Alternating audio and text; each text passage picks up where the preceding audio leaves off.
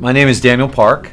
I started coming to Brazil in 1986. I was a college student here. I did 2 semesters abroad here from my college in the United States in 86 and 87. I then started coming often in 1993 on business, and I moved here in 1995. And as you'll find in many industries in Brazil, in our industry, financial news and information, market data, most of the world is dominated by these large multinationals, number 1 Bloomberg, number 2 Thomson Reuters.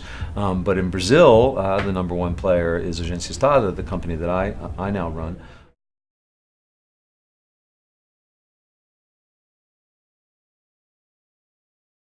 There's a couple ways to answer that question. I'll answer that question based off of what I like to describe as lifestyle. And the lifestyle in Brazil, again, coming from me that I spent most of my adult life here, I think is wonderful. I think one of the things that as a foreigner coming, as somebody from another country coming to visit Brazil, that one of the first things that you notice is how wonderful, how nice, how polite, how receptive Brazilian people are.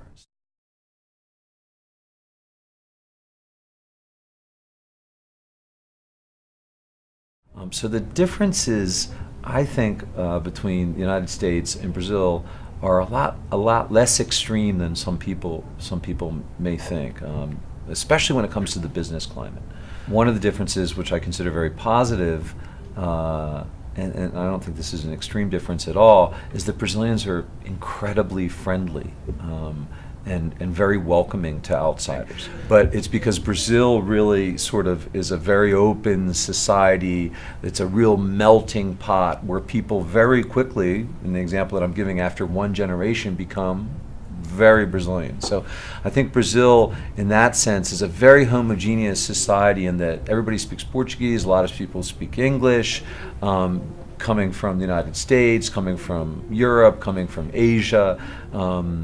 Brazilians treat outsiders very naturally, very quickly as Brazilians. It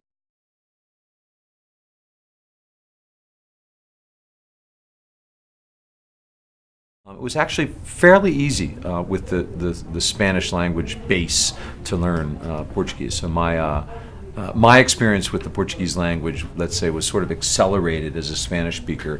One of the challenges of learning Portuguese as a second language or a third language for a foreigner that comes here is in the business, in doing business in Brazil, a lot of people speak English. So that's actually ends up being a challenge, right? Because people will you'll find a lot of people that speak English in Brazil. But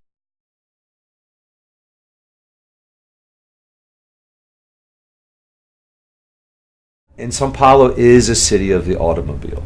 So sort of like the Western United States, where you do a lot of your transport, your commute is often in a car, a private car, versus public transportation.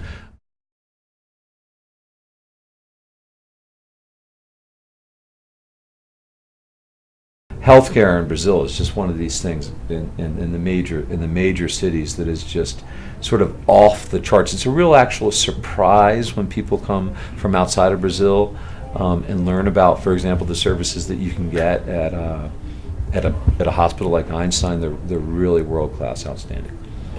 I have a very personal experience with Einstein, not only that my children were born there, but my wife had a stroke this year in March, a life-threatening situation. She had a brain aneurysm. She's fully recuperated, she's fine. She had no side effects. She's back to work and she's beautiful and healthy. But basically, because of the healthcare, the response from the emergency word all the way through, and she had surgery, brain surgery, to clip the aneurysm that she had at Einstein, saved her life.